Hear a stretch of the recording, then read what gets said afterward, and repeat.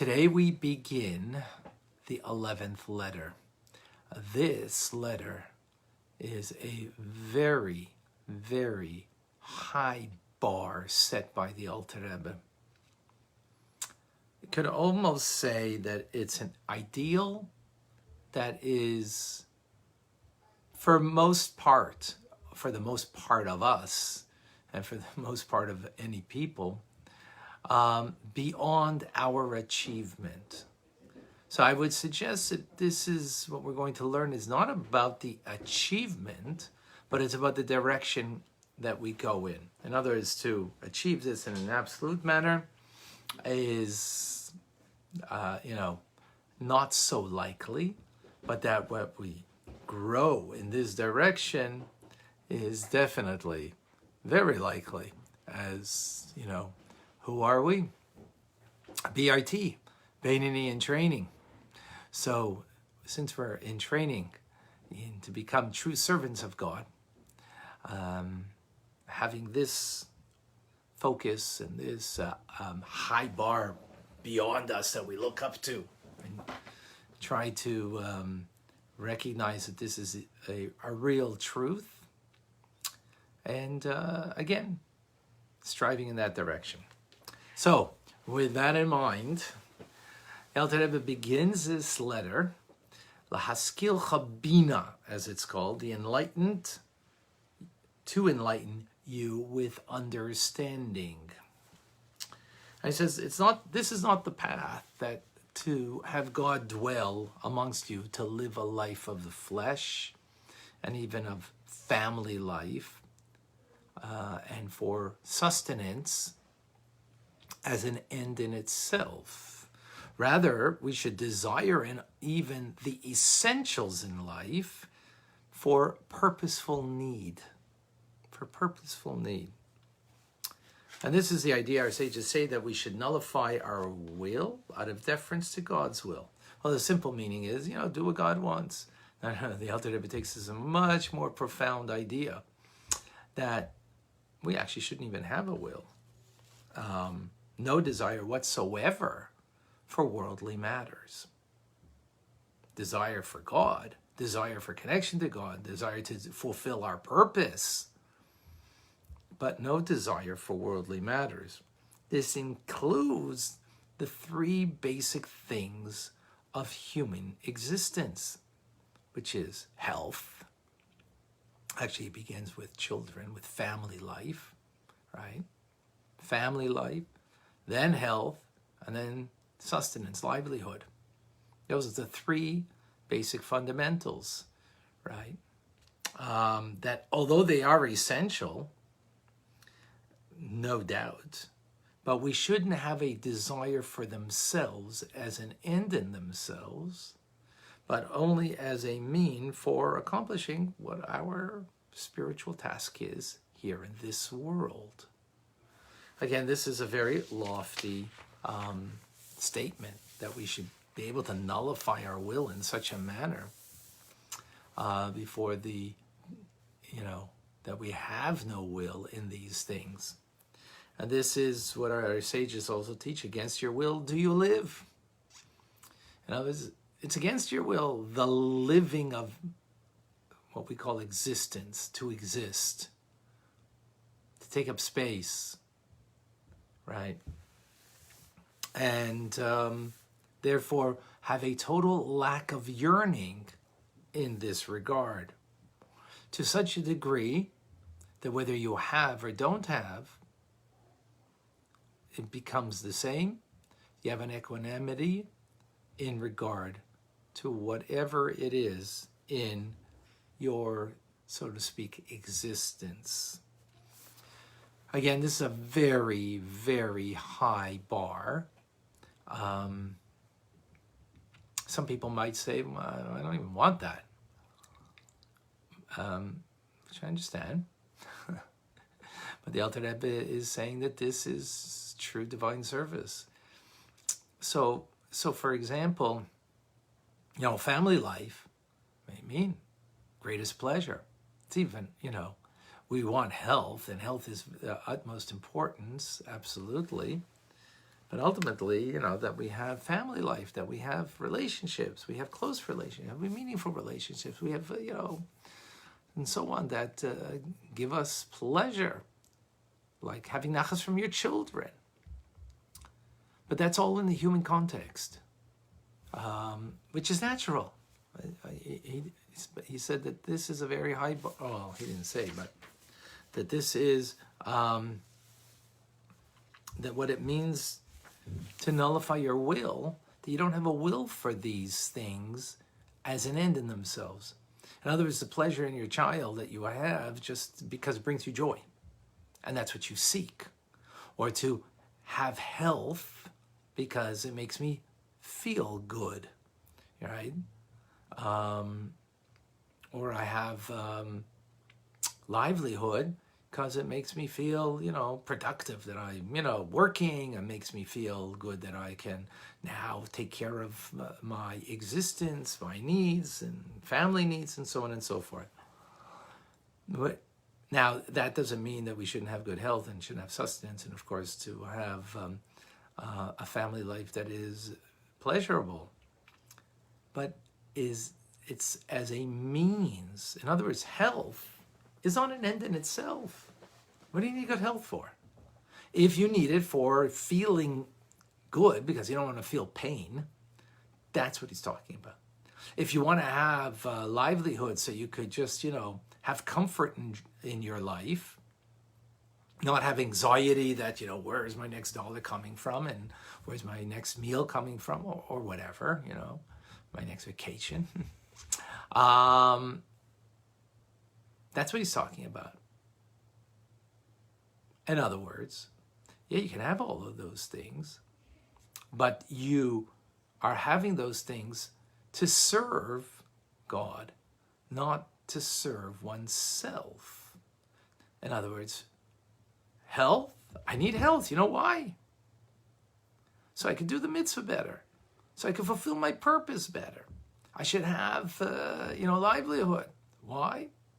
Because then I could give more tzedakah, and I could, do more mitzvahs. And family life, so on and so forth, right? However, where will the litmus test be is when I don't have it, am I still okay? Am I still, if the main thing is your divine service, so if I don't have the health that I, would like to have, but I still serve God. If I don't have the sustenance that I would like to have, or, and again, it's not even I would like to have it based on this level, it's not I would like it. But I don't have the sustenance, I don't have the livelihood. Okay. It's not discouraging. It's not for sure not creating any form of anxiety. For sure it's not creating any form of holding you back in any way on this level that we're talking about when you don't have. This is what we're talking about. So now the question becomes, how do I reach that? Okay, that's a lofty bar that the Alter Rebbe is setting over here. Again, it's an ideal, as I suggest, because very few will be able to attain this truly. But that's okay. It's a direction that we need to look up towards. How do we get there? So the Alter Rebbe explains. When we believe absolutely in what he calls Yoitze Bereishis, the creator from the beginning. Beginning meaning from Chochmah, which is the beginning of creation, that God is creating the world, Yesh Mi'ayin, something from nothing. From non-being to existence. Because before there was existence, there was no being, because God's not a being. It's not just a bigger being. He's no being. He's not existence. He's beyond existence. He creates existence. So from non-being from non-existence to being, now existing from nothing to something. And this is coming from the divine attribute of Chachma. Chachma we translate as wisdom, but not a very good translation. Being that Chachma means that divine intelligence which is beyond apprehension. So we don't apprehend this power of God to create something from nothing. You know why we can't apprehend it? First of all, because we don't understand the concept of something from nothing, because in our world, everything is something from something. Something develops something, cause and effect. We have no power of creating something from absolute nothing. I mean, we do have a metaphor for it, taking a seed, putting it in the ground, and it decays, becomes nothing, and becomes then a part of the ground, and something grows from it. But it's not really something from nothing, because it is a seed in the end, right?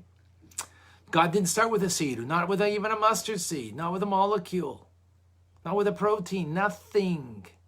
That's already something.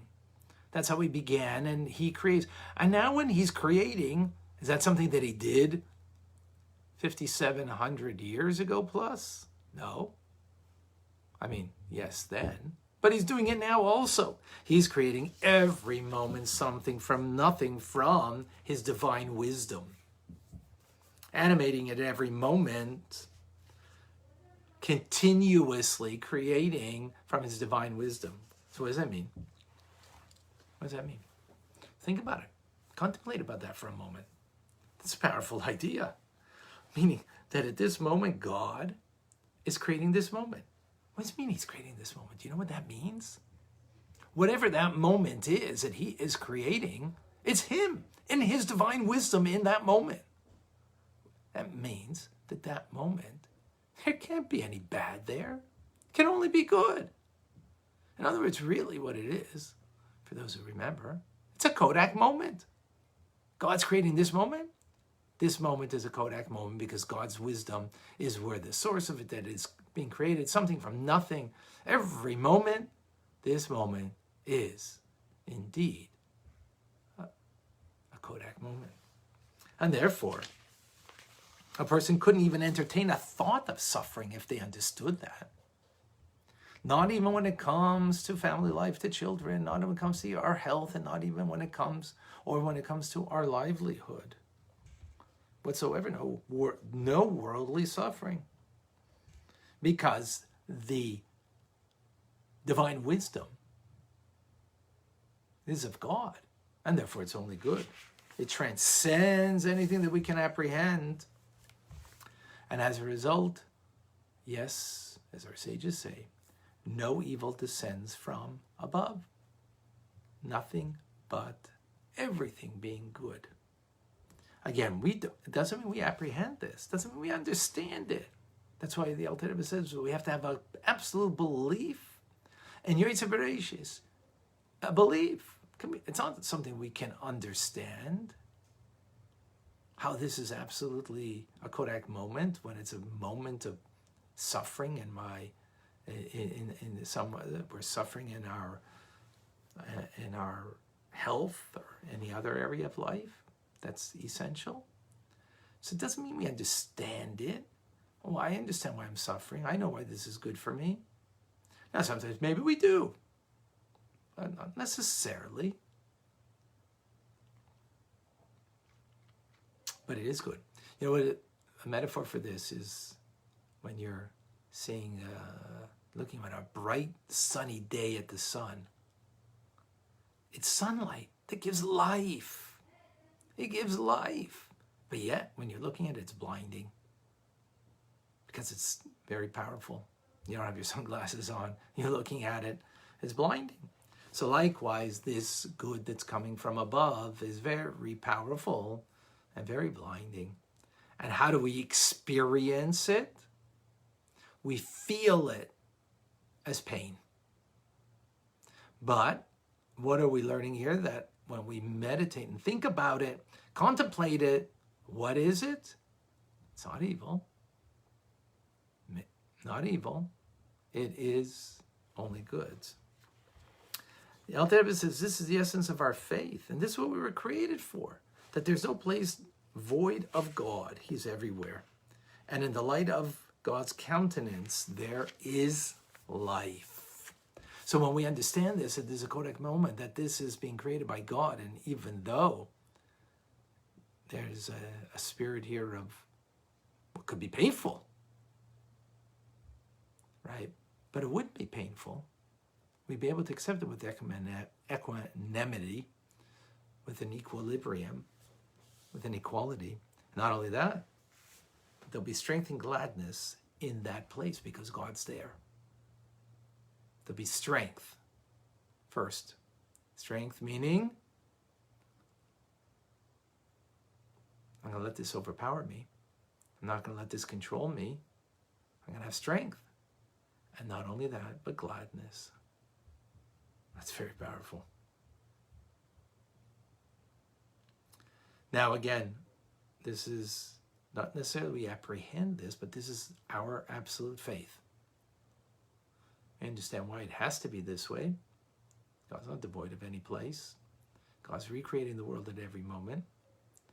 But that it is, we understand intellectually if it's coming from God, so of course it's good.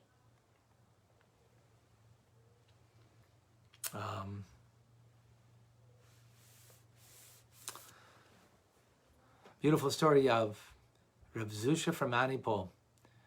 A Jew came to the Mezritcher Magid, who is the Rebbe of our teacher, the Alter Rebbe, and asked him, I understand when God says that we have to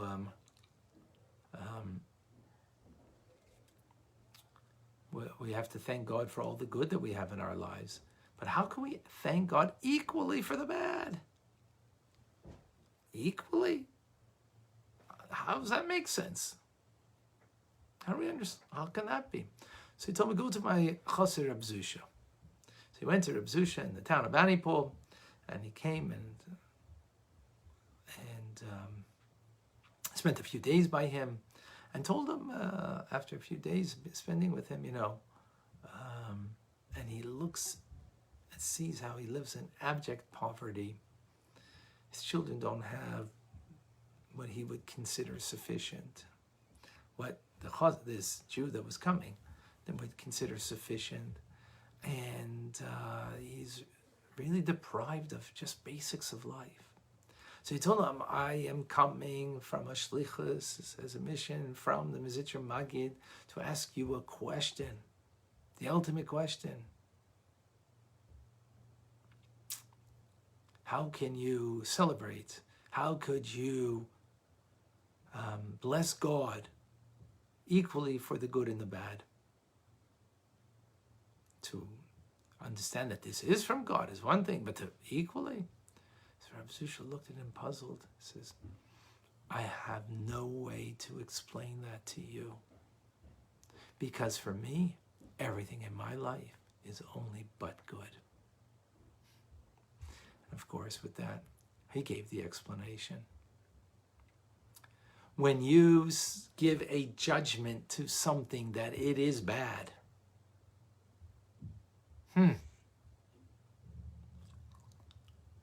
that's the problem. If you have an expectation of something and it doesn't work out the way you want, so it's bad. Well, perhaps because we had the expectation of health, expectation of wealth or livelihood, sustenance, of family life. Those are expectations. Well, if we recognize, though, by the way, this is only a how to deal for ourselves, not for somebody else. In other words, someone else is suffering, we have to have empathy.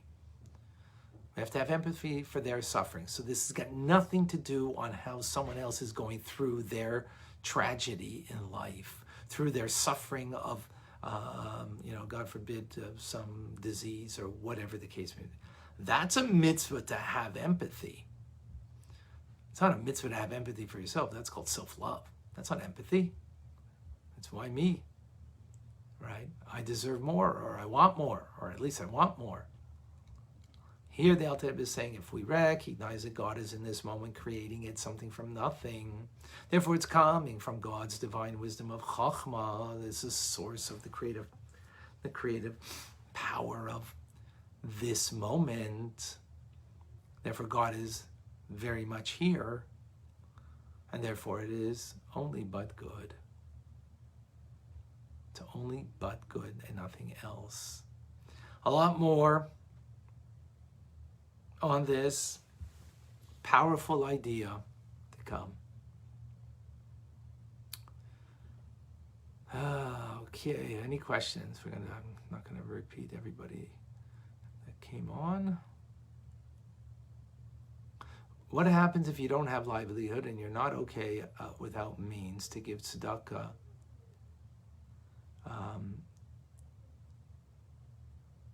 The material into the spiritual. Well, whatever you have, whatever you can, that's what you give. So if you don't have the means, okay? We're talking here about how do I experience that? How do I feel about that?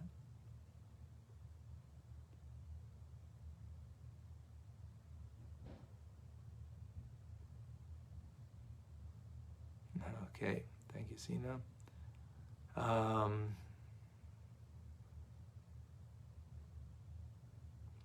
Thank you, John.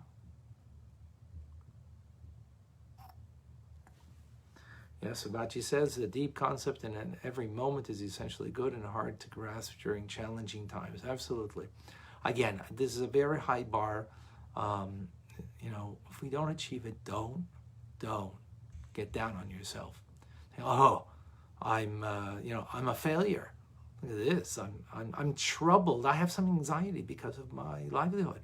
I have some anxiety because of some health issues. I have some anxiety because of some of my kids or whatever. All right, you're human. But you know what? Based on what we just learned, if you have now less anxiety, more trust, and more awareness that this is coming from God and it's all good, you've improved. It's about improving. It's not a 100% score to be achieved. Thank you, Paul.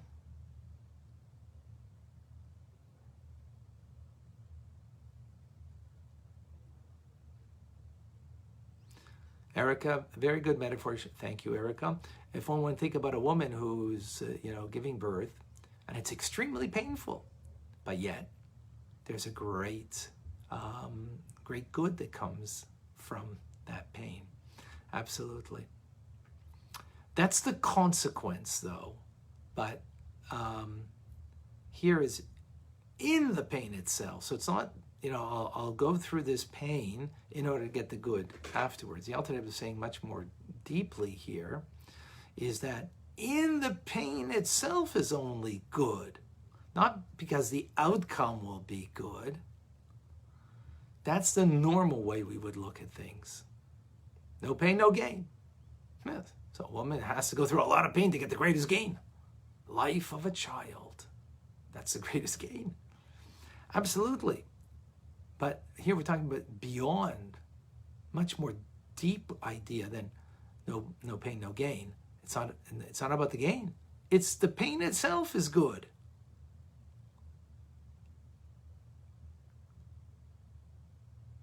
So it's not just that it's for the good, it is good.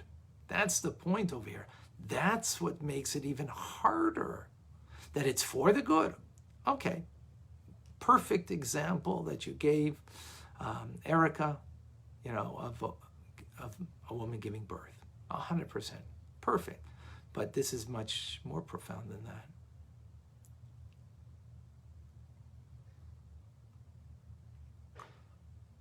Okay, thank you, Leanne. Yes, expectations are great setups for resentments, and this is way beyond expectation. Like here, expectation is off the charts, not even part of the discussion. Because of course there's no expectation here, not even expectation from another or not even from God.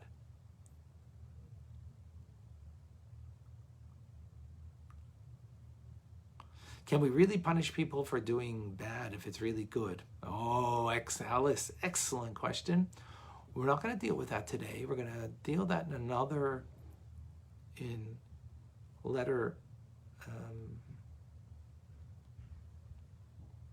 remember it's 15.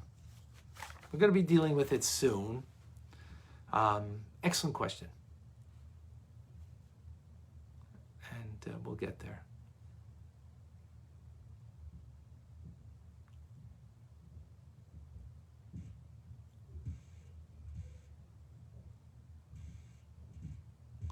Okay, thank you, Michael.